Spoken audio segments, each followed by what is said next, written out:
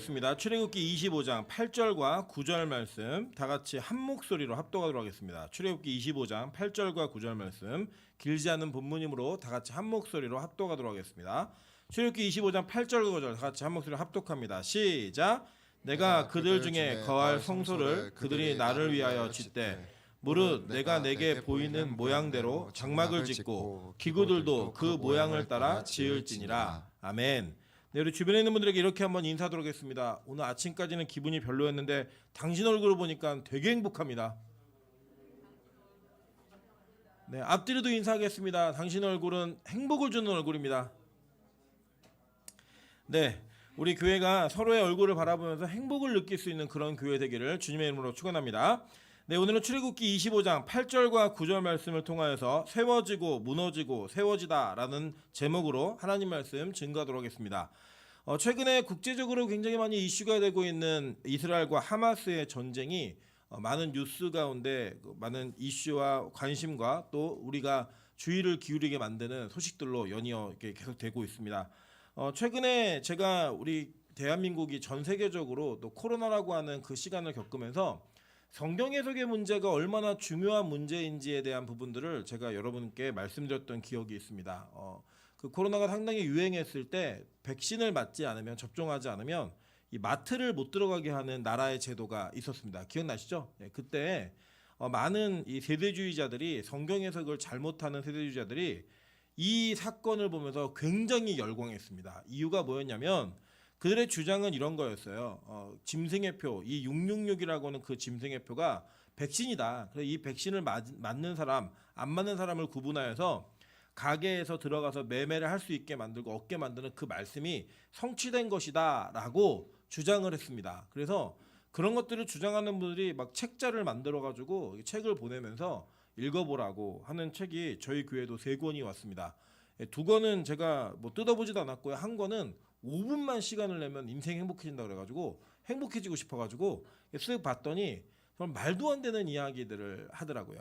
여러분 이런 해석들에 대한 해석이 왜 위험한가, 이게 왜 위험한가를 제가 지금 조금 역설을 드립니다. 이유는 뭐냐면 이런 겁니다. 성경의 해석이 공식적으로 이루어지고 그것이 선포되어졌을 때 그 성경 해석이 우리 자신에 대한 적용이 아니라 시대와 상황을 해석하는 문제라면 그것은 반드시 맞아야 합니다. 맞지 않으면 그 성경 자체에 대한 신뢰가 무너지게 되어 있습니다. 물론 예수를 믿는 사람들은 그러한 틀림이나 잘못됨의 문제들을 소화해가면서 이해할 수 있겠지만 그렇지 않은 이 기독교를 지켜보고 있는, 예수 믿는 사람들을 지켜보고 있는 많은 사람들에게는 그렇게 잘못 해석되고 잘못 적용되어진 문제가 상당히 큰 어려움을 야기시키고 또 기독교에 대한 신뢰와 성경에 대한 신뢰 자체를 무너뜨리기 때문입니다. 이러한 관점으로 본다면 오늘 배우고 있는 우리가 이 성전에 대한 부분도 마찬가지라고 생각합니다. 최근에 하마스와 이스라엘 전쟁을 통하여 이스라엘이 이제 그 팔레스타인 지역에서 자신들의 영토를 더욱더 확장시켜가는 일들을 진행하고 있습니다. 사실은 지금 그 가자 지구가 예전에 우리가 배웠던 블레셋에 있는 가사 지역입니다.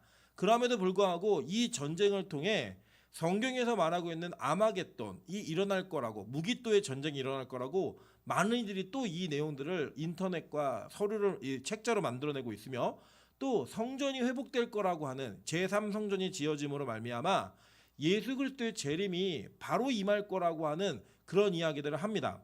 제가 여기서 단호하게 말씀드립니다.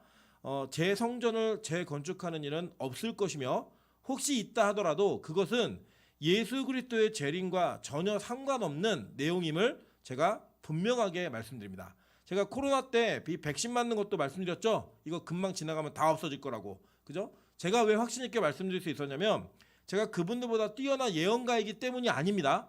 성경 해석을 올바르게 하면 그렇게 이야기할 수 없다라는 거예요. 그렇다면 지금 오늘 우리가 배우게 될 이 성막의 이야기부터 시작되어진 성전의 이야기가 도대체 우리에게 무엇을 시사하고 있는 것이며 이 성전이 저와 여러분에게 어떤 의미로 다가와야 되는지를 오늘 길다면 길고 짧다면 짧은 시간이지만 제가 나눠보도록 하겠습니다. 오늘 그래서 간지가 양으로는 3면입니다. 그래서 설교 진짜 길겠다 생각하시는데 숫자를 보시면 알겠지만 이 숫자는 18번까지밖에 안 되어 있기 때문에 여러분이 이것을 보시면서 잘만 따라오시면 금방 이해되실 수 있고, 그 내용을 여러분이 오늘 딱 정리를 하시면 이제 성전이라고 하는 것이 우리에게 무슨 의미인가를 정확하게 이해하실 수 있는 그 발판이 마련될 것입니다. 그래서 그 내용들을 함께 살펴보면서 오늘 이 시간에 성전이 뭔가 누군가 물어봤을 때 앞으로 대답할 수 있는 그런 실력이 여러분에게 갖춰지기를 주님의 이름으로 축원합니다.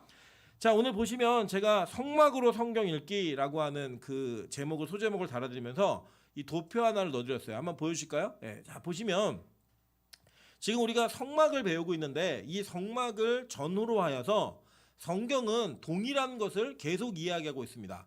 지금 이 세상에서도 동일한 이야기를 반복적으로 통일성 있게 하는 증언을 많은 사람들은 이게 사실이라고 신뢰를 합니다. 근데 성경은 성경 전체 역사를 통하여서 창조부터 종말까지 동일한 이야기를 하고 있는데, 우리가 이 창조가 에덴 동산이었죠, 그죠?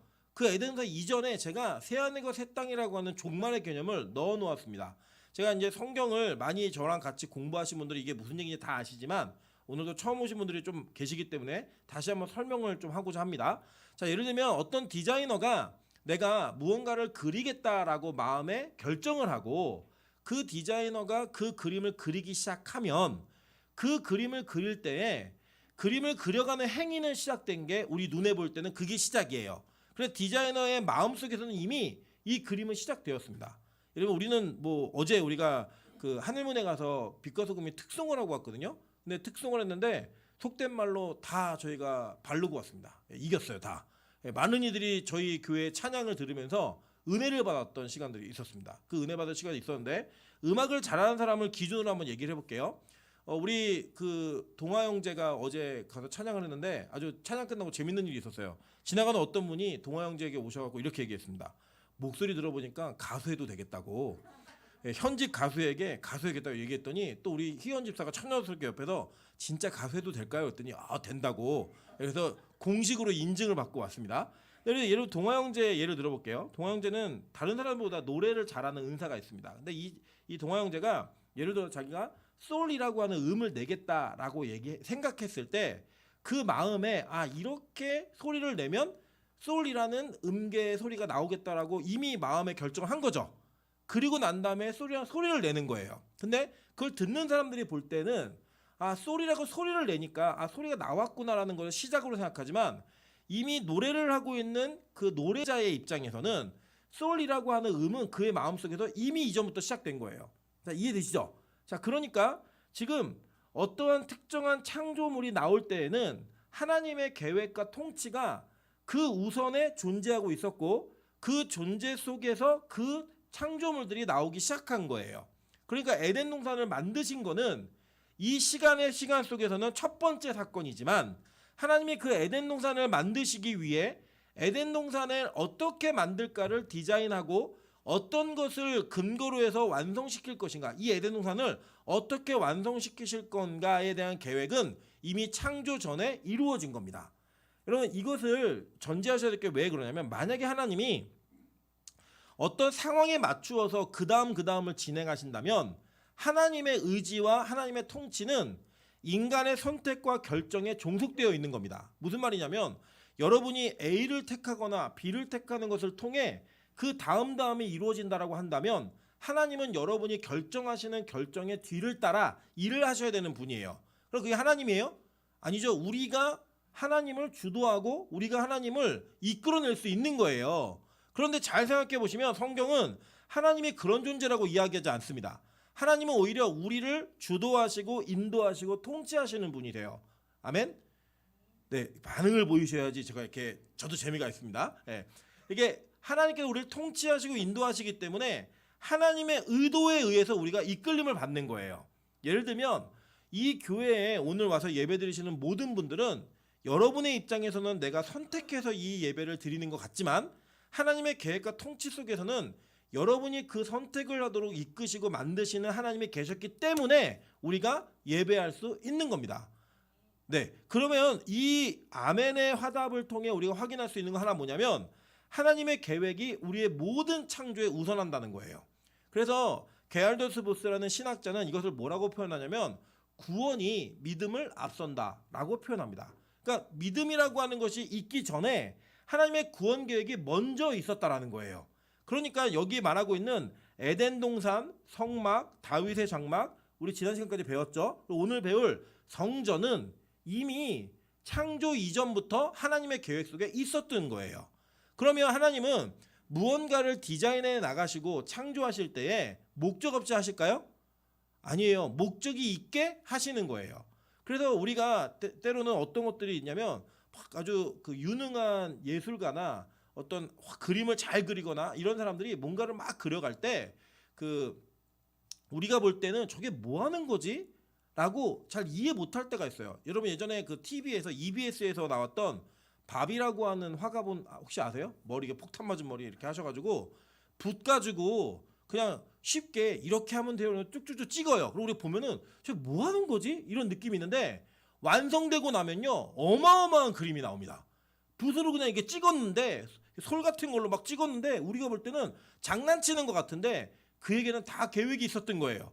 다 그러고 나면 그게 나무가 되고 달이 되고 해가 되고 뭐 이게 숲풀이 우거진 정글같이 이렇게 숲풀이 막 만들어지는 숲이 만들어지는 이런 일들이 벌어지는 일들이 있더라는 거예요. 그러니까 하나님은 에덴 동산을 창조하시고 성막을 허락하시고 다윗의 장막을 허락하실 때에 그것이 무엇을 향해 달려가야 되는가를 정확하게 의도하시면서 이 창조물들을 만들어 오신 거예요. 오늘도 보시면 이 성막은 분명히 모세와 모세에게 속한 자들을 통해 만들어졌어요. 그죠? 그런데 이 성막이 만들어질 때 그들의 계획과 뜻대로 만들어진 게 아니라는 거예요.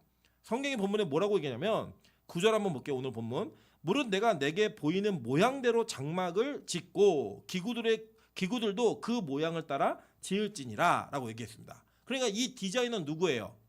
하나님이시죠. 하나님의 디자인대로 그냥 그대로 구현해낸 것뿐이지 그들이 뭔가를 창조해낸 게 아닌 거예요. 그렇다면 하나님의 계획과 그 창조에 의해서 창조 계획에 의해서 무언가 만들어졌을 때 그것이 무엇을 의도하는 그 의도는 너무나 분명히 존재하더라는 거예요. 여러분 그것을 기억하시면서 오늘 내용을 따라오시면 잘 이해가 가실 거라고 생각합니다. 자, 먼저는 제가 그림 하나를 실어드렸는데 이것은 대한민국에 유일하게 있는 전 세계에 유일하게 있는 다윗의 장막의 그림입니다. 예, 왜 유일하게 있다고 확신하냐? 이거 은시경제가 그린 거예요. 예, 어제 제가 계속 이거 아니다 바꿔달라 막 얘기했고 굉장히 짜증을 참아가면서 그려줬습니다. 이 내용을 보시면 다윗의 장막은 성막에 비해서 굉장히 간단하게 구현되어 있는 것 같습니다. 왜냐하면 사실 이 그림은 100% 안 맞을 수도 있어요. 왜 그러냐?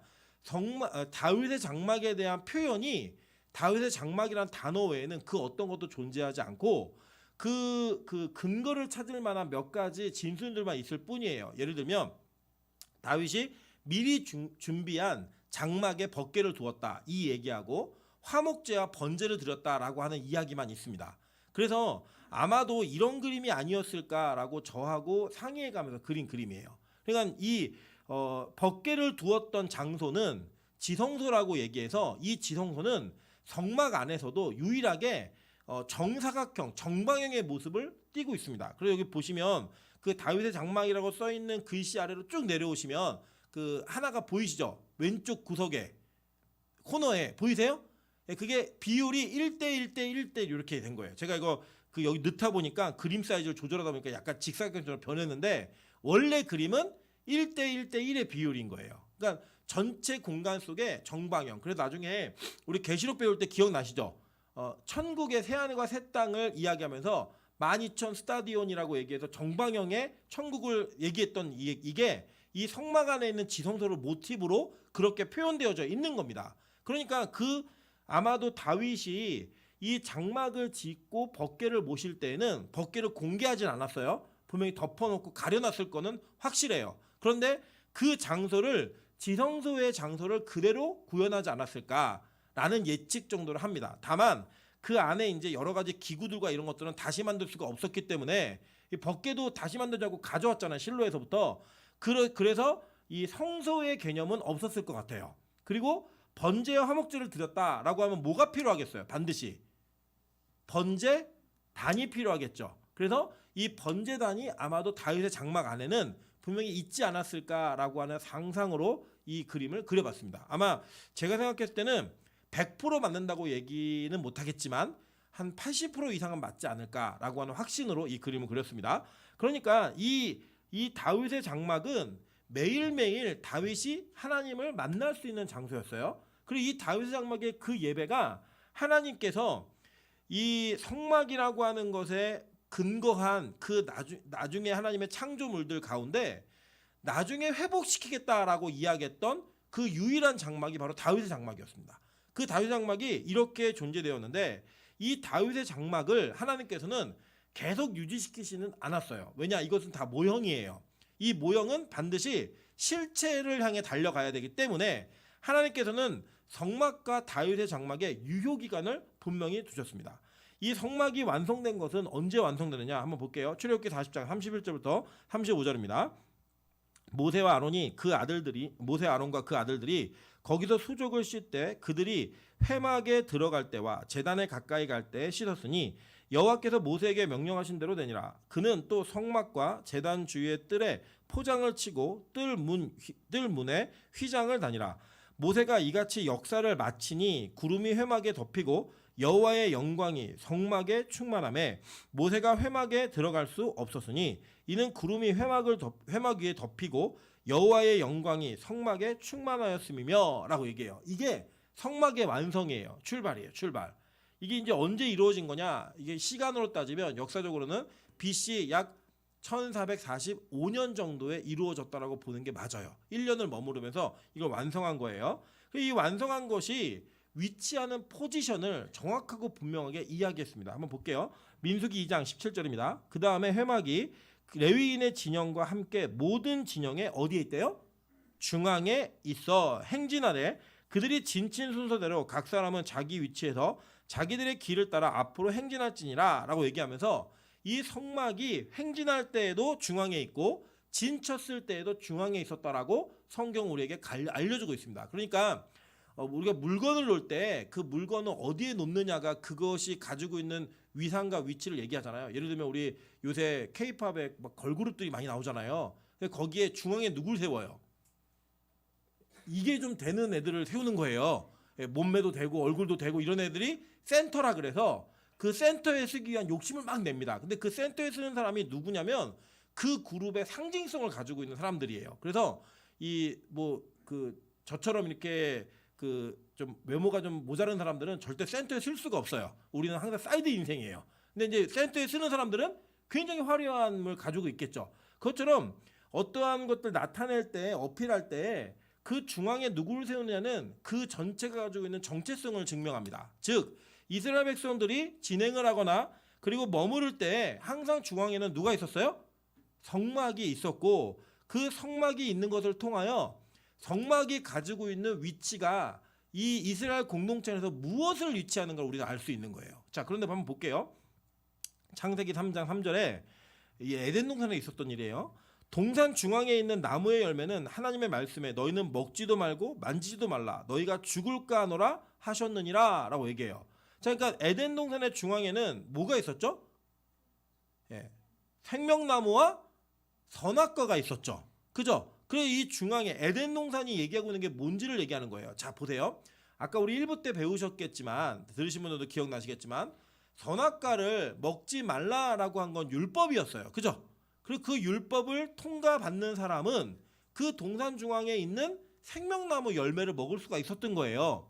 그러니까 이 에덴 동산의 정체성은 뭐냐면 원래 에덴 동산은 영원한 생명을 주기 위해 하나님께 순종하는 사람들에게 영원한 생명을 주기 위해 존재했던 공간이에요. 자, 이해되시죠? 네. 그러니까 이게 바로 에덴 동산 안에서 동산 중앙에 있는 것들을 통해 그 동산이 뭘 의미하는가를 알 수 있는 거예요. 자, 그런데 반면에 잘 생각해 보세요. 이스라엘 백성들이 출애굽하고 성막을 가지고 다니던 시대에는 이 성막의 기능이 뭐였어요? 성막의 기능. 성막에서 뭐 했어요? 제사를 드렸죠. 근데 제사는 왜 드려요? 제사 드릴 이유가 뭐였어요? 죄를 용서받기 위해 드린 거예요. 그러니까 이 성막의 기능은 뭐냐면 죄 문제를 해결하는 곳이었던 거예요. 죄를 지은 사람들이 이 성막에서 죄를 해결함으로 말미암아 자신의 죄 문제가 사함을 받고 죄의 대가를 그대로 치르지 않는 용서함이 있었던 장소인 거예요. 그러니까 에덴 동산의 동산 중앙과 이 성막의 동산 중앙은 비슷하지만 달라요. 그 에덴 동산 중앙은 원래 율법에 순종하는 자들이 영원한 삶을 살기 위해서 창조하신 건데, 성막을 가지고 다니는 사람들이 이미 범죄한 사람들이에요. 이미 범죄한 사람들이 죽지 않고 살기 위해 이 성막을 자신들이 살고 있는 공동체의 중앙에 두고 예배를 드리는 삶을 살았던 거예요. 그런데 하나님께서는 이 성막을 가지고 다니는 이스라엘 백성들에게 너희들이 가나안 땅에 들어가게 되면 그 가나안 땅 안에서 이 성막이 기능이 끝나고 새로운 성막과 동일한 것을 주시겠다라고 약속하셨어요. 한번 볼게요. 신명기 12장 5절부터 11절입니다. 오직 너희의 하나님 여호와께서 자기의 이름을 두시려고 너희 모든 지파 중에서 택하신 곳인 그 계실 곳을 찾아 나아가서 너희의 번제와 너희의 제물과 너희의 11조와 너희의 손의 거제와 너희의 서원제와 낙헌 예물과 너희의 소와 양의 처음 난 것들을 너희는 그리로 가져다가 드리고 거기 곧 너희의 하나님 여호와 앞에서 먹고 너희의 하나님 여호와께서 너희의 손으로 수고한 일에 복 주심으로 말미암아 너희와 너희의 가족이 즐거워할지니라. 우리가 오늘 여기에서는 각기 소견대로 하였거니와 너희가 거기에서는 그렇게 하지 말지니라. 너희가 너희 하나님 여호와께서 주시는 안식과 기업에 아직 이르지 못하였거니와 너희가 요단을 건너 너희 하나님 여호와께서 너희에게 기업으로 주시는 땅에 거주하게 될 때, 또는 여호와께서 너희에게 너희 주위의 모든 대적을 이기게 하시고 너희에게 안식을 주사 너희를 평안히 거주하게 하실 때에 너희는 너희 하나님 여호와께서 자기의 이름을 두시려고 택하실 그곳으로 내가 명령하는 것을 모두 가지고 갈지니 곧 너희의 번제와 너희의 희생과 너희의 11조와 너희의 손의 거제와 너희가 여호와께 서원하는 모든 아름다운 서원물을 가져가고 라고 이야기했어요. 자, 여기 보니까 하나님께서 앞으로 너희가 그 땅에 들어가면 내가 한 곳을 택하시겠다는 거예요. 그럼 그 택한 곳에 너희가 성막에서 하던 모든 일들을 거기에서 하라는 거예요. 거기에서. 그리고 동시에 그렇게 안식과 기업을 너희에게 주실 때, 또는 너희 대적을 다 이기게 하시고 평안함이 너희에게 주어지게 될 때에 그 일들이 일어날 거라고 하나님께서는 말씀하신 거예요. 여러분, 그리고 난 다음에 하나님께서 이것을 중앙성소, 즉 하나님께서 택하신 가장 중요한 장소로 이스라엘 백성들에게 선언하신 거예요. 그러니까 위치로 중앙은 아니에요. 뭐 예를 들면 지금 우리나라에서 그 어떤 뭐 한반도 안에 보시면 중앙탑이라고 하는 게 충주에 있습니다. 그게 뭐냐면 한반도 전체 가장 중앙에 위치한 그 지역에다가 탑을 하나 놓고 그걸 중앙탑이라고 얘기하는 거예요. 가보시면 아무것도 없습니다. 안 가셔도 됩니다. 그냥 별거 아니에요. 그냥 지리적으로 중앙인 거예요. 그런데 여기에서 말하고 있는 중앙이라는 개념은 지리적인 중앙의 개념은 아니에요. 그러나 하나님께서 가장 중요하게 여기는 이것을 중앙이라고 하는 표현을 통해 상징적인 의미로 사용하는 겁니다. 예를 들면 우리 서울이 대한민국에서는 가장 중요한 도시이죠. 그래서 뭐 지금 뭐 어디를 편입한다 막 얘기하고 난리가 났잖아요. 서로 서울 되고 싶어가지고. 그런데 이 서울이 한반도의 중앙에 위치하고 있습니까? 아니잖아요. 그런데 한국의 중심 이렇게 얘기하면 다 서울을 이야기해요. 실제 위치는 아니지만. 그런 것처럼 하나님께서 이 택하시는 곳을 중앙성소라고 신학적으로는 표현을 합니다. 왜냐? 그 중앙이라고 하는 그 의미가 중요함의 의미로 사용되기 때문이에요. 자, 그런데 이것을 나중에 하나님의 나라가 완성이 되는 새하늘과 새 땅에서는 어떻게 표현하고 있나 한번 보도록 할게요. 계시록 22장 1절부터 5절입니다. 또 그가 수정같이 맑은 생명수의 강을 내게 보이니 하나님과 및 어린 양의 보좌로부터 나와서 길 가운데로 흐르더라. 강 좌우에 생명나무가 있어 12가지 열매를 맺되 달마다 그 열매를 맺고 그 나무 잎사귀들은 만국을 치료하기 위하여 있더라. 다시 저주가 없으며 하나님과 그 어린 양의 보좌가 그 가운데 있으리니 라고 얘기해요. 그러니까 우리가 새하늘과 새 땅, 천국에 가게 되면 그 천국은 어떤 모습이냐? 전체 중앙에 하나님과 그 어린 양의 보좌가 가운데 있다는 거예요. 중앙에. 그 중앙에 있는 것을 통하여 하나님은 그 통치가 어떻게 이루어지는지를 이 사건을 통해 보이시겠다는 거예요. 자, 계속 볼게요. 그의 종들이 그를 섬기며 그의 얼굴을 볼 터이요 그의 이름도 그들의 이마에 있으리라. 다시 밤이 없겠고 등불과 햇빛이 쓸데없으니 이는 주 하나님이 그들에게 비치심이라. 그들이 세세토록 왕노릇 하리로다. 그러니까 새하늘과 새 땅에서 어떤 일이 이루어지는가를 정확히 보여주고 있는데 그것의 모형이 지금 이 땅에 성전에 드러나겠다라고 얘기하신 거예요. 자, 이해되셨죠? 그러니까 이 하나님의 말씀은 통일성을 가지고 동일한 이야기를 계속 반복해서 하는 거예요. 그 반복해서 하는 것 가운데 모형으로 보여주는 것들이 시대적으로 달랐을 뿐이에요. 이 전 시대의 성막 시대에는 어떤 일이 있었냐면 그들이 이동해야 되는 그런 어려움들이 있었어요. 실제적 상황들이. 그러니까 이동할 때에는 그 성막을 이동식, 조립식으로 만들게 하셔서 때로는 분리했다가 때로는 조립하면서 이것을 자신들이 진쳤을 때는 가운데, 행진할 때도 그 가운데 두면서 이동식으로 만들어 놓은 거예요. 그런데 하나님은 그들을 계속 이동하게 만드셨어요? 아니잖아요. 이 팔레스타인, 가나안 땅에 정착하게 하시면서 하나님께서 지정하신 곳에 거기에다가 내가 너희들에게 얘기한 예물들, 이런 죄의 삭죄함에 있는 그런 제사들을 다 거기서 드리라는 거예요. 그래서 첫 번째로는 그들이 실로라고 하는 지역에다가 성막을 고정시켰어요.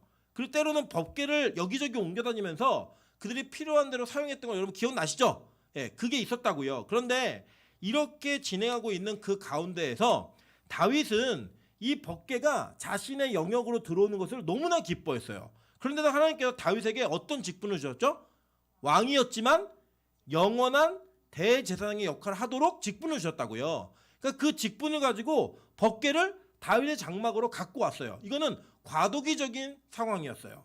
이 상황 속에서 다윗이 어떤 고백과 마음을 가졌는가 성경은 우리에게 이야기해 줍니다. 한번 볼게요. 사무엘하 7장 1절부터 7절 그리고 12절과 17절 보겠습니다.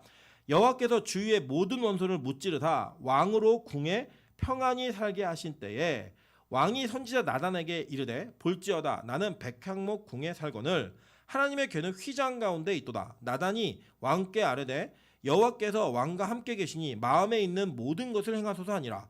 그 밤에 여호와의 말씀이 나단에게 임하여 이르시되 가서 내 종 다윗에게 말하기를 여호와께서 이와 같이 말씀하시되 내가 나를 위하여 내가 살 집을 건축하겠느냐.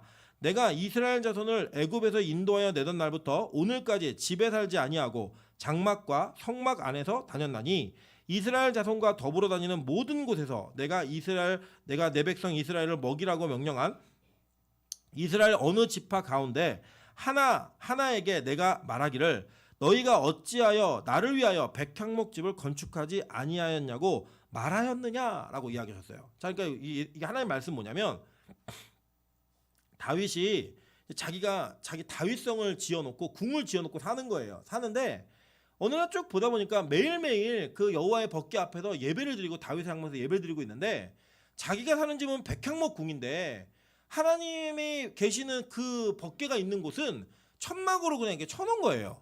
이게 너무 불편하고 마음이 어려웠던 것 같아요. 그래서 나단을 불러서 얘기하는 거예요. 내가 지금 보니까 이 여호와께서 원수를 다 무찌러 주셨다. 우리나라에 평안이 있다라는 거예요. 이게 샬롬이에요. 샬롬이 있다라는 얘기하는 거예요. 그러니까 아까 조건에 부합하죠. 신명기의 조건에. 그러니까 이 다윗은 율법을 잘 알고 있는 사람이었어요. 근데 이 조건에 부합하니까 내가 백향목 궁에 나는 살고 있는데 여호와의 법궤가 이 휘장 가운데 있는 것이 내가 좀 마음이 힘들어 얘기했더니 나단이 이게 눈치가 빨라. 이게 센스가 빠른 사람도 있거든요. 보통 얘기하면 다 자세하게 알려줘도 모르는 사람이 있고 딱 눈치만 줘도 금방 아는 사람이 있어요. 나단이 그랬던 것 같아요. 이 얘기하는 거 보니까 성전을 짓고 싶어 하는구나. 하나님의 집을 짓고 싶어 하는구나. 안 거예요. 그래서 뭐라고 얘기냐면 마음에 있는 대로 다 하세요. 얘기를 한 거예요. 그런데 하나님이 그 밤에 나단에게 나타나셔가지고 너 가서 다윗에게 이렇게 전해. 야, 내가 언제 너희들과 동행하면서 내 집 건축하라고 얘기한 적 있어? 백향목 궁 지으라고 한 적 있어? 그거 필요 없어. 나는 그거 없어도 너희와 항상 함께 있었고 내가 항상 너희를 인도했기 때문에 그건 나에게 필요하지 않아 라고 얘기를 하시는 거예요.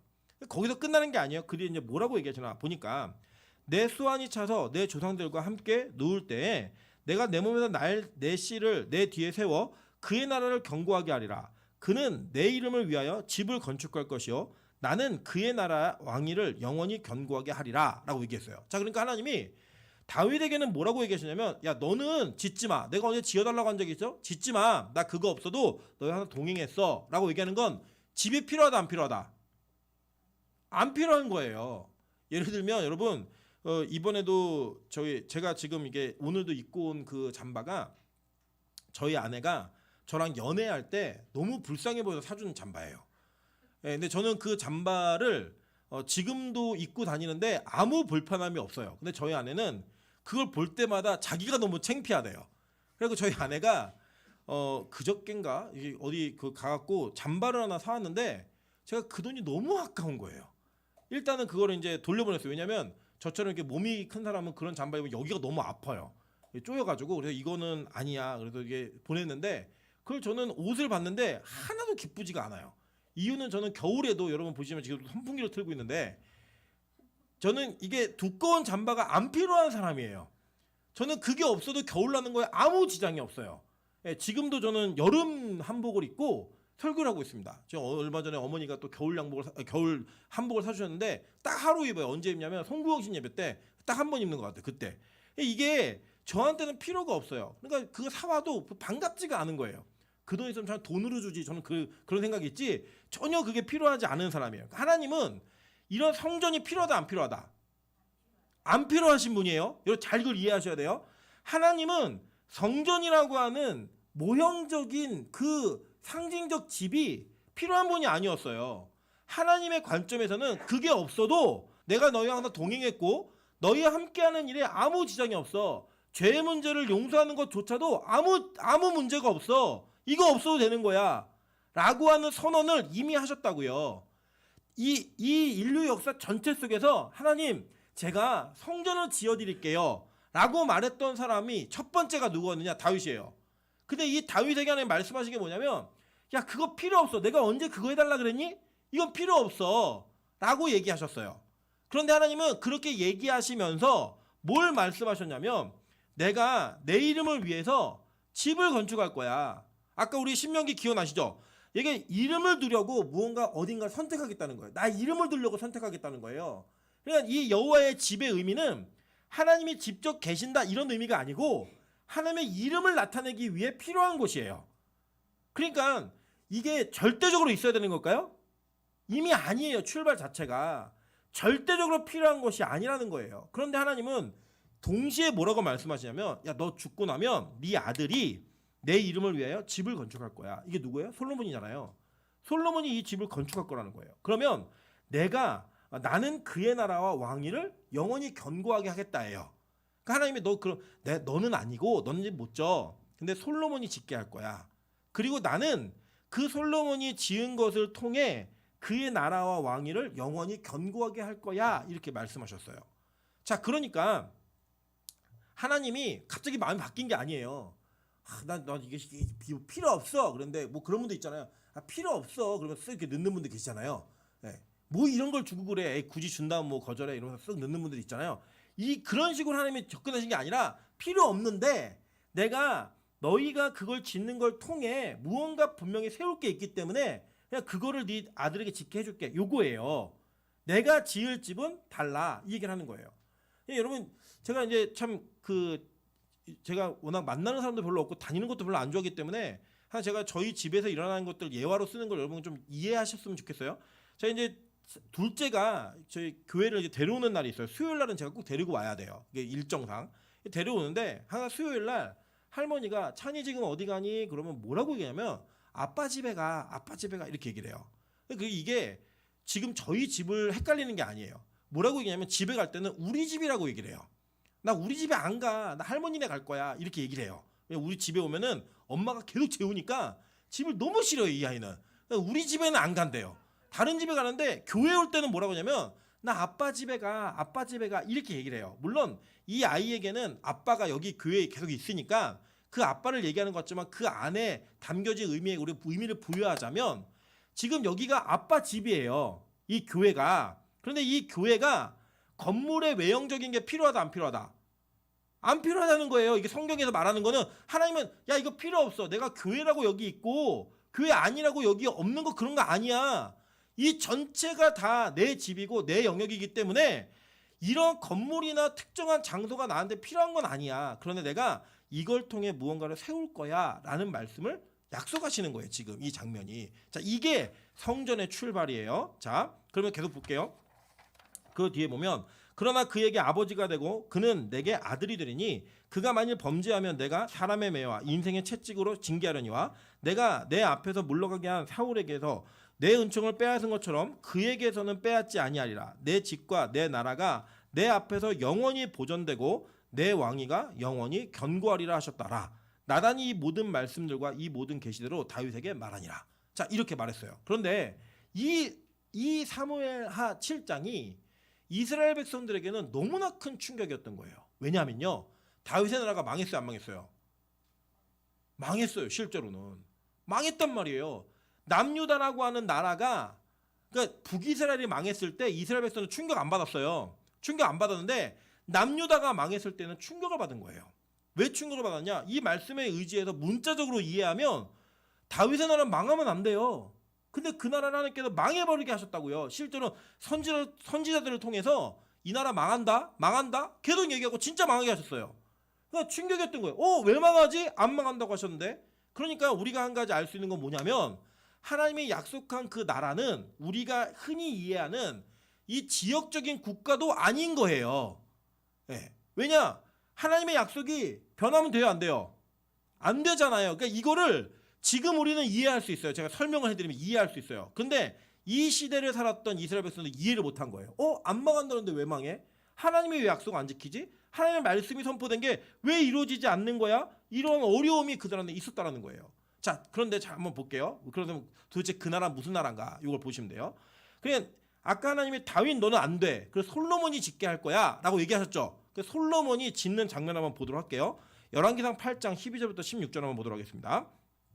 자, 그때 솔로몬이 이르되 여호와께서 캄캄한 데 계시겠다 말씀하셨사오나 내가 참으로 주를 위하여 계실 성전을 건축하였사오니. 자, 성전을 건축했어요.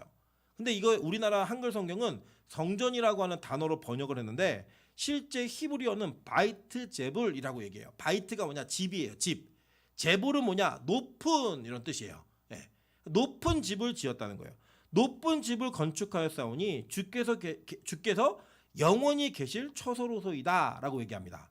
자, 그러니까 이 열왕기상에서 얘기하는 솔로몬은 지혜가 많은 사람이었죠. 이 지혜가 많은 솔로몬이 다윗이 준비해놓은 성전을 다 이렇게 지어내면서 하나님의 집이 여기에만 있는 게 아니라는 걸 알았어요. 왜냐? 이 제불이라고 하는 단어는 단지 고지적으로 높은 걸 얘기하는 게 아니라 이스라엘 사람들에게는 이 3층 천이라고 하는 우주관이 있다고 얘기했죠. 기억나시죠? 1층 천은 해와 달, 그러니까 지금 대기권 안에 있는, 그리고 2층 천은 해와 달과 별이 있는 우주, 3층 천이 뭐였어요? 새하늘과 새 땅의 천국이었다고요. 그 안에서 제불이라고 하는 그 단어는 3층 천을 이야기하는 높음이에요. 그러니까 철학적 높음이에요. 관념적인 높음. 그래서 그 높은 집을 내가 지었습니다. 그래서 거기에 성전이라고 번역한 거예요. 그래서 우리가 볼 때 성전이라고 하는 번역은 그냥 건물을 얘기하는 것 같지만 솔로몬은 그런 개념으로 지은 게 아니에요. 저 높은 하늘 위에 있는 하나님의 전을 제가 이 땅에 모형으로 지었습니다. 요거예요. 자, 이해되실까요? 그러니까 솔로몬은 아예 성전을 건축할 때부터 이 건축물 자체가 이 건축물로서 의미가 있는 게 아니라 여기에 담겨져 있는 의미가, 상징적인 의미가, 깊은 의미가 있다라고 얘기하고 지은 거예요. 그렇게 해볼게요. 하고 얼굴을 돌이켜 이스라엘 온 회중을 위하여 축복하니 그때 이스라엘 온 회중이 서 있더라. 왕이 이르되 이스라엘의 하나님 여호와를 송축할지로다. 여호와께서 그의 입으로 내 아버지 다윗에게 말씀하신 것을 이제 그의 손으로 이루셨도다. 이르시기를 내가 내 백성 이스라엘을 애굽에서 인도하여 낸 날부터 내 이름을 둘 만한 집을 건축하기 위하여 이스라엘 모든 지파 가운데에서 아무 성읍도 택하지 아니하였고 다만 다윗을 택하여 내 백성 이스라엘을 다스리게 하였노라 하신지라 라고 얘기해요. 그죠? 똑같은 얘기하죠. 그러니까 이게 내용이 뭐냐면 내가 언제 집 필요하다 그러니? 나 그런 얘기한 적 없어. 그리고 내가 이스라엘 어떤 지파 중에서 어떤 성읍도 선택한 게 아니야. 그리고 아주 안 맞는 것 같은 표현을 해요. 뭘 선택했대요? 그리고 다윗을 선택했대요. 그러니까 하나님이 선택해서 영원히 세울 왕국에 대한 집에 대한 개념은 특정한 장소나 특정한 건물이 아니에요. 누구예요? 다윗이었다고. 다윗을 택했다는 거예요. 우리가 볼 때는 이게 지리적으로 맞으려면 예루살렘을 택해서 선택을 했어. 이렇게 얘기하는 게 맞잖아요. 근데 그게 아니라는 거예요. 누굴 택했대요? 다윗을 택했다는 거예요. 다윗을. 그러니까 이 다윗을 선택했다고 얘기하는 건 이제 결론적으로 말씀드리면 예수 그리스도가 누구의 후손으로 오는 거예요? 그래서 다윗의 후손으로 오는 거예요. 그러니까 예수 그리스도를 통해서 완성할 왕국을 내가 세우겠다는 거예요. 그리고 그 성전은 그 예수 그리스도를, 그러니까 다윗을 후손을 통해 나올 예수 그리스도를 상징하는 건물 이상도 이하도 아니라는 거예요. 이해되셨을까요? 예, 이 개념이 너무 중요합니다. 자, 그래서 볼게요. 17절 보겠습니다. 내 아버지 다윗이 이스라엘의 하나님 여호와의 이름을 위하여 성전을 건축할 마음이 있었더니, 얘기해요. 그죠? 이것 때문에 하나님이 다윗을 선택했다는 거예요. 19절부터 21절 계속 볼게요. 그러나 너는 그 성전을 건축하지 못할 것이요 내 몸에서 낳을 내 아들 그가 내 이름을 위하여 성전을 건축하리라 하시더니 이제 여호와께서 말씀하신 대로 이루시도다. 내가 여호와께서 말씀하신 대로 내 아버지 다윗을 이어서 일어나 이스라엘의 왕위에 앉고 이스라엘의 하나님 여호와의 이름을 위하여 성전을 건축하고 내가 또 그곳에 우리 조상들을 애굽 땅에서 인도해 내실 때에 그들과 세우신 바 여호와의 언약을 넣은 궤를 위하여 한 처소를 설치하였노라라고 얘기했어요. 그러니까 지금 왕위를 세우고 이런 약속이 이루어지는 걸 계속 얘기하면서 이 성전에 언약궤를 갖다 놓았어라고 하면서 이 얘기를 할 때에 이것이 어떤 의미인지 여러분 이제 좀 이해가 되시죠? 지역을 선택한 게 아니야. 다윗을 선택했고 그 다윗의 후손들을 위하여 그 위에다가 영원한 집을 지을 거야. 이걸 얘기하신 거예요. 그리고 지금 이 건물은 단지 그 언약에 대한 상징물들을 놓기 위해서 한 처소를 선택해서 성전이라고 하는 걸 지었어. 우리 아버지가 너무 짓고 싶어 했고 하나님이 나에게 허락하셔서 이거 지은 거야. 이렇게 얘기한 거예요. 자, 그러니까 성전은 그 자체가 목적이 아니라 성전이 상징하는 게 목적인 거예요. 이해되셨을까요? 여기까지. 여기까지 이해되시면 거의 다 오신 거예요. 자, 보세요. 그런데 이스라엘 백성들은 이 성전을 어떤 식으로 사용했는가? 처음에는 이 성전에 영광이 있었어요. 막 심지어는 하늘에 불도 떨어지고 여러 가지 일들이 벌어졌는데 결국에는 이 성전의 시간이 지나면 지날수록 이 성전을 하나님께서는 이들이 함부로 다루고 그 의미대로 사용하지 않을 것을 이미 알고 계셨어요. 한번 볼게요. 레위기 26장 27절부터 35절입니다. 너희가 이같이 될지라도 내게 청종하지 아니하고 내게 대항할진대 내가 진노로 너희에게 대항하되 너희의 죄로 말미암아 7배나 더 징벌하리니 너희가 아들의 살을 먹으며 딸의 살을 먹을 것이며 내가 너희의 산당들을 헐며 너희의 분향단들을 부수고 너희의 시체들을 부서진 우상들을 위에 던지고 내 마음이 너희를 싫어할 것이며 내가 너희의 성읍을 황폐하게 하고 너희의 성소들을 황량하게 할 것이요 너희의 향기로운 냄새를 내가 흠양하지 아니하고 그 땅을 황무하게 하리니 거기 거주하는 너희의 원수들이 그것으로 말미암아 놀랄 것이며 내가 너희를 여러 민족 중에 흩을 것이요 내가 칼을 빼어 너희를 따르게 하리니 너희의 땅이 황무하며 너희의 성읍이 황폐하리라. 너희가 원수의 땅에 살 동안에 너희의 본토가 황무할 것이므로 땅이 안식을 누릴 것이라. 그때 땅이 안식을 누리리니 너희가 그 땅에 거주하는 동안 너희가 안식할 때에 땅은 쉬지 못하였으나 그 땅이 황무할 동안에는 쉬게 되리라 라고 이야기하셨습니다. 자, 여기 보니까 뭐를 망가뜨리겠다고 말씀하셨냐면 너희의 성읍들이 황폐하게 되고 너희의 성소들을 황량하게 할 것이며 이렇게 얘기했어요. 왜요? 이스라엘 백성들이 하나님의 말씀을 안 듣고 거절하겠다는 거예요. 분명히. 여러분 이게 이런 겁니다. 우리가 어떤 관계성 사이에서 주고받는 특별한 의미의 물건들이 있어요. 근데 그 의미의 물건을 어떻게 다루는가가 그 사람을 어떻게 대하는가를 증명해요. 예를 들면 남녀가 결혼을 하면 결혼 반지를 나눠 낍니다. 결혼 반지 나눠 끼는데 저희도 결혼 반지를 나눠 꼈어요. 근데 여러분 이제 보시지만 제 손가락이 굉장히 짧고 굵습니다. 그리고 여기에다가 이게 반지를 끼면 어떤 불편함이 있냐면 세수할 때 반지가 얼굴을 긁어요. 그리고 저는 여기 이게 반지가 마치 수갑을 찬 것 같은 느낌이 들어요. 굉장히 불편해요. 그래서 이 반지를 이렇게 빼고 다녔습니다. 저희 아내는 그게 너무 싫은 거예요. 왜냐하면 반지를 뺀다라는 그 의미는 자신과의 약속과 결속력에서 벗어난다라는 의미를 부여하기 때문에 저는 그게 아니었어요. 그냥 불편했기 때문이에요. 근데 어느 날 제가 이 반지가 너무 불편해서 이 반지를 차에다가 두고 이 차를 세차장에 맡겼어요. 근데 이 반지가 없어진 거예요. 그래서 제가 이걸 말을 못하고 굉장히 막 전전긍긍하고 있는데 저희 아내가 묻는 거예요. 반지 어디 있냐고. 제가 한참 고민하다가 이만저만해서 잃어버린 것 같아요. 그래갖고 저희 아내가 이 반지를 잃어버렸다는 것 때문에 몇 달 동안 저를 굉장히 괴롭혔습니다. 제가 그 괴롭힘을 막 당하고 있었는데 나중에 알고 봤더니 이 반지를 본인이 훔쳐다가 숨겨놓고 저를 막 괴롭힌 거예요. 이 반지를 그러니까 이 반지를 함부로 차 안에 뒀다라는 게 기분이 나빴던 거예요. 왜냐? 이 반지는 자신과의 언약, 약속의 개념인데 함부로 다뤘다는 거죠.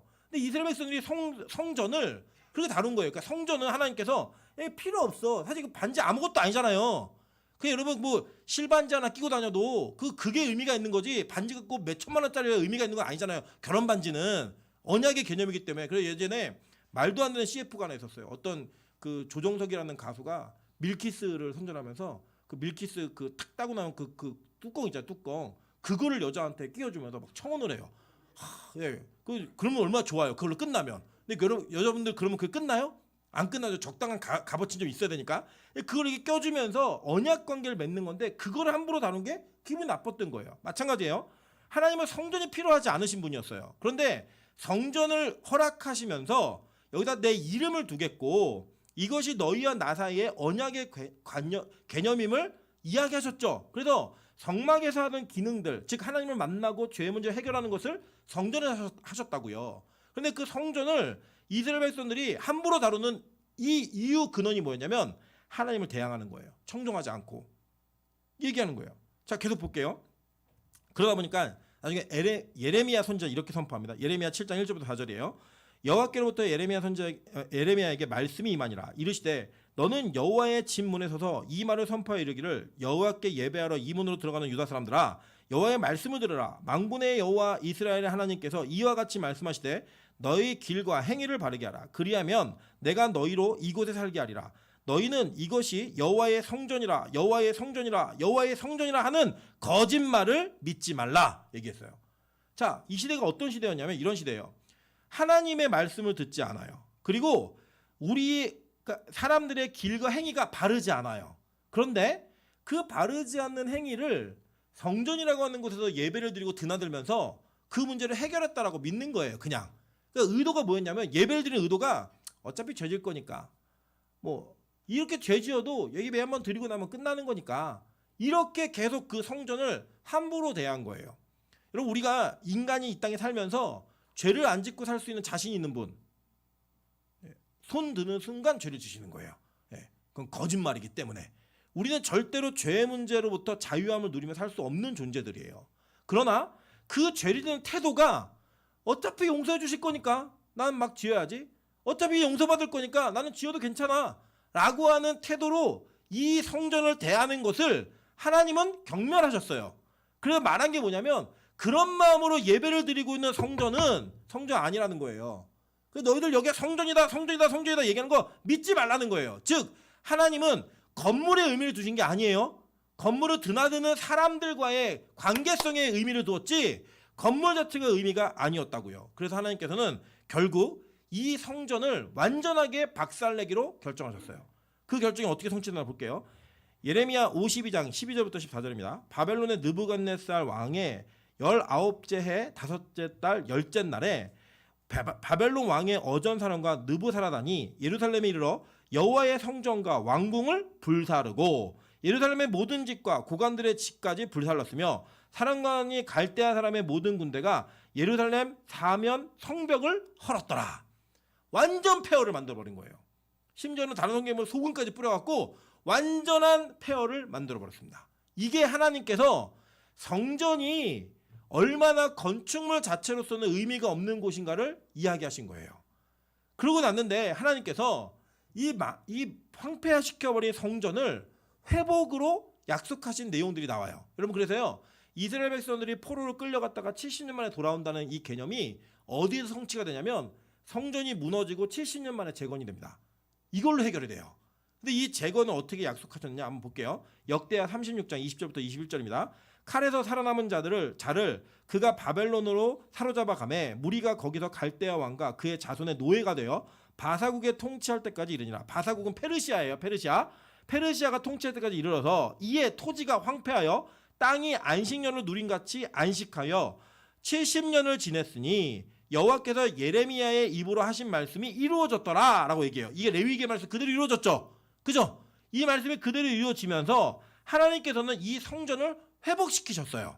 자, 그 회복이 이제 어떻게 이루어지나 한번 볼게요. 에스라 6장 14절부터 18절입니다.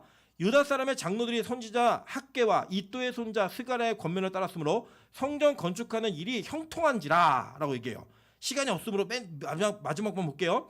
예루살렘에서 하나님을 섬기게 하매 하되 모세의 책에 기록된 대로 하게 하니라 라고 얘기해서 성전의 외형과 이 내용의 예배가 회복이 돼요. 그런데 이 성전은 솔로몬의 성전보다 작은 성전이었어요. 약 3분의 1 정도밖에 안 돼요. 크기가, 사이즈가. 그래서 백성들이 막 울었어요. 이게 옛날 성전을 기억하는 사람들은 막 울어요. 우는데 하나님은 뭐라고 얘기하시냐면 우리 다음 장을 좀 보겠습니다. 다음 장. 보시면 마지막에 이제 학개 2장 6절부터 9절인데 마지막 9절만 볼게요. 자, 만군의 하나님 여호와의 말이니라 이 성전의 나중 영광이 이전 영광보다 크리라. 만군의 여호와의 말이니라 내가 이곳에 평강을 주리라 만군의 여호와의 말이니라 라고 얘기해요. 자, 이게 잘 이렇게 들어보시면 사람들이 옛날 성전을 기억하는 70년 만에 돌아왔으니까 20대 때 잡혀간 사람이 90대가 되면 돌아왔겠죠. 그죠? 뭐 10대에 잡혀간 사람들이 기억날 거 아니에요. 옛날에 봤던 성전이 돌아와서 다시 재건했는데 사이즈가 3분의 1이에요. 그러니까 얼마나 초라해요. 한번 여러분 생각해 보세요. 우리 교회가 이렇게 예배를 드리다가 하나님께 교회가 범죄를 많이 해갖고 하나님이 너희들 흩어져 그랬다가 70년 만에 모이게 하신 거예요. 그럼 이제 여기 대부분의 권사님들은 안 계시겠죠. 저도 이제 없을 거예요. 여기 예를 들어서 우리 중에 수아나 찬수나 뭐 이런 애들은 기억이 날 거예요. 사랑의 정도까지는 우리가 예배드렸던 공간이 기억이 나겠죠. 왔는데 교회가 3분의 1로 줄어버린 거예요. 얘네들이 얼마나 슬프겠어요. 안 그래도 좁았는데 이게 3분의 1밖에 안 된 거예요. 그러니까 그들은 외형적인 성전을 보면 슬퍼했어요. 그런데 학개는 이제 여기 우리 본문에 나와 있는 학개 선지자는 그러지 말라는 거예요. 그러지 말라는 거예요. 왜냐? 지금 이 성전의 나중 영광이 이전의 영광보다 더 크다는 거예요. 즉 성전 자체의 규모가 의미가 있다 없다? 없다는 거예요. 하나님의 영광은 사이즈에 담아놓는 게 아니라는 거예요. 그 사이즈가 모든 걸 다 증명하는 게 아니라는 거예요.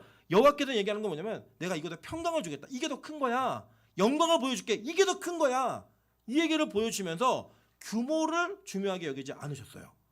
자, 그랬는데 이 성전에서 예배드리는 자들이 어떻게 이 성전을 타락시켰나 한번 볼게요. 말라기 1장 6절부터 10절입니다. 내 이름을 멸시하는 제사장들아 나 만군의 여호와가 너에게 이르기를 아들은 그 아버지를 종은 그 주인을 공경하나니 내가 아버지일진데 나를 공경함이 어디 있느냐 내가 주인일진데 나를 두려워함이 어디 있느냐 하나 너희는 이르기를 우리가 어떻게 주 이름을 멸시하였나이까 하는도다. 너희가 더러운 떡을 나의 제단에 드리고도 말하기를 우리가 어떻게 주를 더럽게 하였나이까 하는도다. 이는 너희가 여호와의 식탁은 경멸히 여길 것이라 말하기 때문이라. 만군의 여호와가 이르노라 너희가 눈먼 희생점을 바치는 것이 어찌 악하지 아니하며 저는 것 병든 것을 드리는 것이 어찌 악하지 아니하냐. 이제 그것을 너희 총독에게 드려보라. 그가 너를 기뻐하겠으며 너를 받아주겠느냐. 만군의 여호와가 이르노라 너희는 나 하나님께 은혜를 구하면서 우리를 불쌍히 여기소서 하여 보라. 너희가 이같이 행하였으니 내가 너희 중에 하나인들 받겠느냐. 만군의 여호와가 이르노라 너희가 내 제단 위에 헛되이 불사르지 못하게 하기 위하여 너희 중에 성전문을 닫을 자가 있었으면 좋겠도다. 내가 너희를 기뻐하지 아니하며 너희가 손으로 드리는 것을 받지도 아니하리라. 성전에 예배 드리는데 예배가 어떤 예배였느냐. 눈먼 것, 저는 것, 병든 것 드리는 거예요. 여러분 이 예배가 어떤 행위였냐면 하나님은 성전의 규모나 의식 자체를 중요하게 여기지 않으셨어요. 뭐냐? 그 내면에 있는 마음을 중요하게 여기신 거예요. 이런 겁니다. 세상에서 회사는 늦지 않아요. 세상에서 여러분이 좋아하고 원하는 일들에는 아낌없이 돈도 투자하고 시간도 투자해요. 그런데 예배 드리는 거는 항상 지각, 항상 눈먼 것, 저는 것, 병든 것 그것을 드리는 내가 피곤하고 이런 것도 있으면 예배 안 해도 돼. 근데 모든 것이 다 했는데도 불구하고 그래 이 정도면 다 실마크 셨으니까 예배 드려봐야지 라고 하는 이 저는 시간, 병든 시간 드리는 행위를 보면서 얘기하는 거예요. 야, 너 세상에서 니들이 지금 드리고 있는 그 재물 총독한테 선물로 줘봐. 어떤 일이 벌어지겠는가? 여러분 예를 들어 누군가 과일 선물을 받았는데 뭐 요새 뭐 나오나요? 곡감 선물을 받은 거예요. 받았는데 탁 열어봤더니 절반이 썩었어요. 네. 그 썩은 거를 그냥 준 거예요. 그럼 그 선물 받고 기쁘시겠어요? 와, 절반이나 남았네? 아무도 그렇게 얘기 안 해요. 더군다나 그 관계가 어려우면 어려운 관계일수록 우리 더 신경을 씁니다. 그죠? 그게 우리 인간 사회에서 내가 당신을 얼마큼 존중하고 생각하는가를 이야기해주는 하나의 증표예요. 증표. 근데 그 증표를 하나님과의 관계 속에서 눈먼 것, 저는 것, 병든 것 드리면서 이 예배 받아달라고 얘기하는 거예요. 그럴 때 하나님이 얘기하신 거예요. 야, 문 닫아버려. 하지마. 그딴 예배 안 드렸으면 좋겠어. 얘기하는 거예요. 계속 이어볼까요? 말라기 2장 1절부터 3절입니다. 너희 제사장들아, 이제 너희에게 이같이 명령하노라. 만군의 여호와가 이르노라. 너희가 만일 듣지 아니하며 마음에 두지 아니하며 내 이름을 영화롭게 하지 아니하면 내가 너에게 저주를 내려 너희의 복을 저주하리라. 내가 이미 저주하였나니 이는 너희가 그것을 마음에 두지 아니하였습니다. 보라, 내가 너희 자손을 꾸짖을 것이요 똥 곧 너희 절기의 희생의 똥을 너희 얼굴에 바를 것이라. 너희가 그것과 함께 제하여 버림을 당하리라. 하나님이 의식적 예배 드리지 말라는 거예요. 쓸데없는 거 하지 말라는 거예요. 여러분, 이게 언제까지 이어지는지 아세요? 예수님 시대까지 이어져 버려요. 볼게요. 요한복음 2장 14절부터 16절입니다.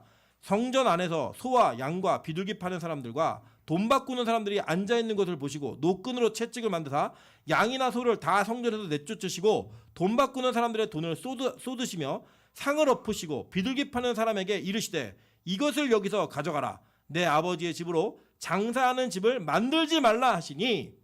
예배를 드리는데 많은 짐승들 이게 필요했단 말이에요. 근데 이거를 집에서부터 가져오다 보면 위험 부담이 너무 커요. 일단은 갖고 오는 거 너무 힘들고, 갖고 오다가 얘가 넘어져서 다리가 부러지면 다시 집에 가야 돼요. 이게 너무 불편하니까 이것을 성전 근처에서 팔기 시작했어요. 근데 이 성전 근처에서 파는 게 장사가 너무 잘 되니까 대제사장이 이 성전에서 드리는 제물들을 파는 행위를 이방인의 뜰까지 허락해 준 거예요. 그래서 그 안으로 다 갖고 들어왔습니다. 그러니까 얼마나 이게 많이 남았냐면, 이 로마 정부에서 보니까 너무 많이 남기는 거예요. 이 가야바가 그때 당시 대제사장이었는데 너무 많이 남기니까 잘라버렸어요. 너 대제사장 그만해. 너 너무 많이 취했어. 그랬더니요, 이 가야바가 안나스가 자기 사위인 가야바에게 돈을 주어갖고 너 가서 뇌물 주고 다시 사와. 사위가 그걸 사와요. 그래서 사위가 그걸 또 장사를 해먹는 거예요. 그 시대에 예수님이 성전에 들어가셔서 이 행위를 하시는 거예요. 야, 이 집은 장사하는 집 아니야. 원래 목적은 너희들의 죄 문제를 해결하는 곳인데 여기서 죄를 더 쌓고 있어? 하지마. 다 치워버려. 완전하게 이것을 박살하신 거예요. 그러고 난 다음에 무슨 행위를 하는지 그 대화의 내용 한번 보도록 할게요. 자, 16번입니다. 그 뒷부분도 볼게요. 여기 그 아버지 장사하는 집을 만들지 말지니라 얘기하고 저 계속 볼게요.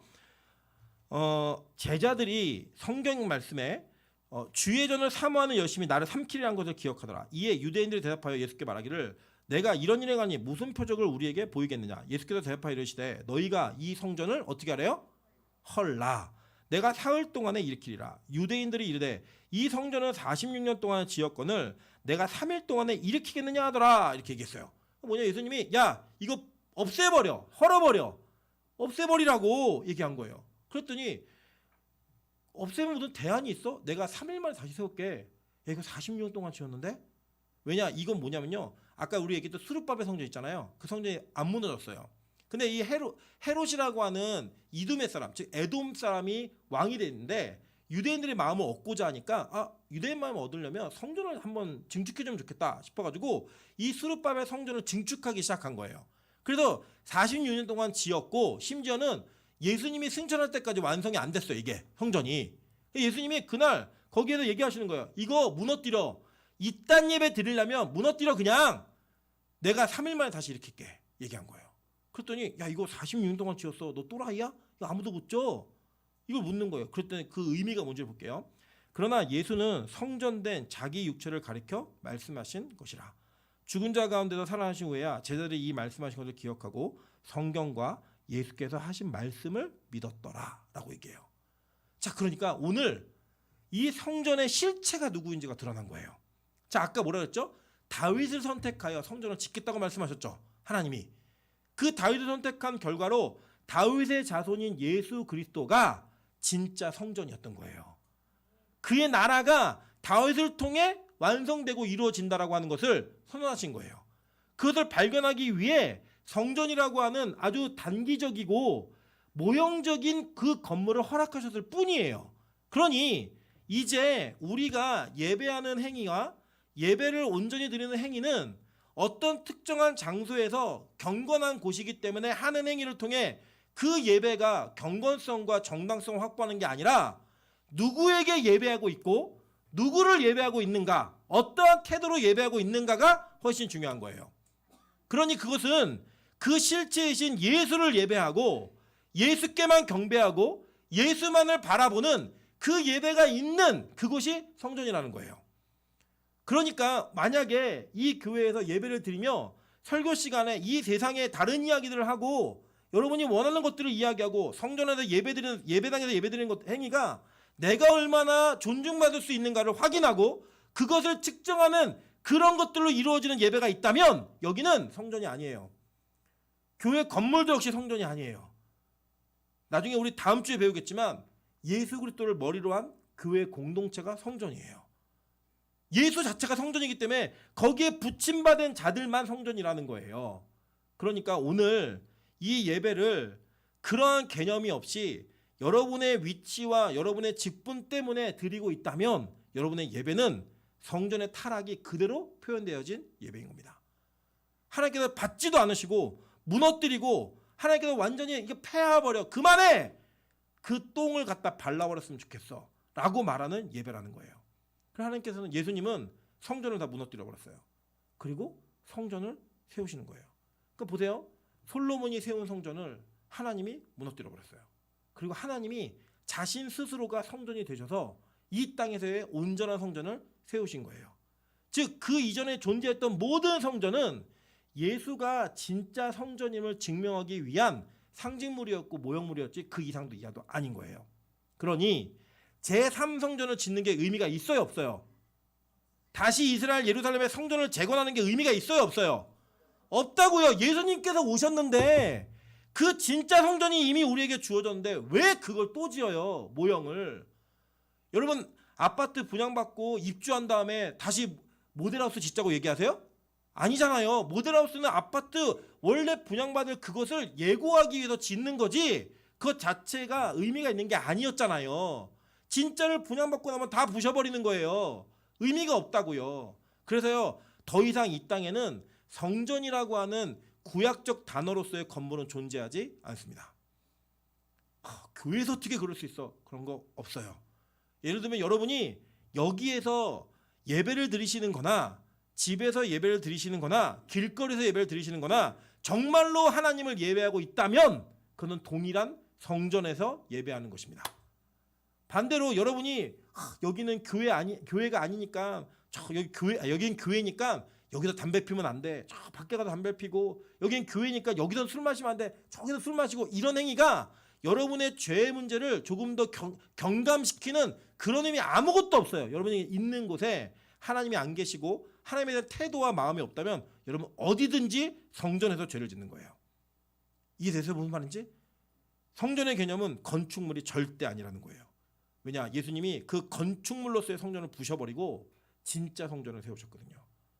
그래 여러분, 예수님은 이 땅에 계시면서 진짜로 이 얘기를 많이 하셨어요. 마태복음 12장 1절부터 8절입니다. 굵은 글씨만 읽어볼게요. 내가 너에게 이르노니 성전보다 더 큰 이가 여기 있느니라. 성전보다 더 큰 이가 여기 있다는 거예요. 더 큰 이가. 그게 누구예요? 예수 그리스도예요.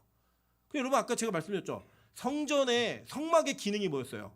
뭐 하는 데요? 성막이 죄사함을 얻는 데였다고요. 성전은요, 역시 죄사함을 얻는 데요. 그러면 예수 그리스도에게 우리가 요구하고 거기서 이룰 것은 뭐예요?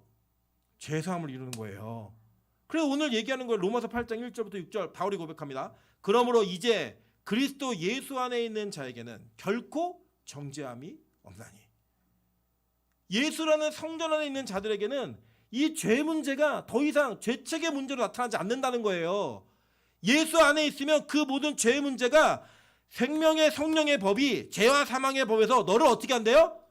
해방시켜버린다는 거예요. 아멘? 이게 바로 성전인 개념입니다. 예수가 우리에게 성전 되시는, 예수 안에 있는 자에게는 그래서 결코 정죄함이 없는 거예요.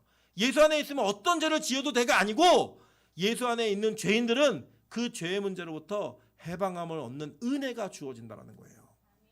우리 그렇게 예배하는 자들입니다. 그래서 여러분에게 그 예수라는 이름은 그렇게 값어치 있게 불려져야 돼요. 여러분 뭐 시집 잘 가고 직장 좋은 데 가고 돈 많이 벌고 이렇게 할 때 부르고 있는 이름이 아니라고요. 마음의 평안함 정도를 얻기 위해서 부르는 이름이 아니에요. 여러분이 지옥 갈 죄, 율법에 의해서 반드시 심판받아야 될 죄, 그 죄의 문제를 해결할 수 있는 유일한 이름, 그 이름이 바로 예수 그리스도인 거예요.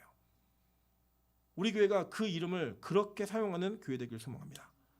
그래서 볼게요. 그 뒤에 율법이 육신으로 말미암아 연약하게 할 수 없는 그것을 하나님은 하시나니 곧 죄로 말미암아 자기 아들을 죄 있는 육신의 모양으로 보내어 육신의 죄를 정하사 육신을 따르지 않고 그 영을 따라 행하는 우리에게 율법의 요구가 이루어지게 하려 하심이니라. 여러분 예배법도 율법이에요. 그 예배법에 따라 죄의 법이 해결됐던 거예요. 그 율법을 따라 예수 그리스도 안에서 우리가 죄의 문제를 해결받는 거예요. 그래서 이 죄의 문제를 해결받는 것도 뭐다? 율법이에요. 그 율법이 성취되고 이루어지는 그 성전, 바로 그 예수 그리스도고 그 안에 있는 자들이 성전인 거예요. 그리고 우리 다음 시간에는 그렇게 예수 그리스도 안에 있는 자들을 뭐라고 부르냐? 교회라고 불러요. 그리고 그 교회가 성전되는 그 의미가 무엇인지를 살펴볼 겁니다. 이 성막은 이것들을 설명하기 위한 과정 속에서 한 단계인 거예요.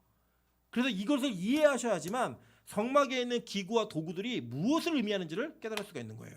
저는 오늘 빛과 소금 교회가 이 세워지고 무너지고 세워진 성전을 통해 하나님께서 우리에게 말씀하고자 하신 그 내용들을 전체 성경의 신구약의 맥락을 이해하고 이 말씀을 이해하심으로 말미암아 구약의 그 성전이 오늘의 여러분과 제가 되는 은혜가 있기를 주님의 이름으로 축원합니다.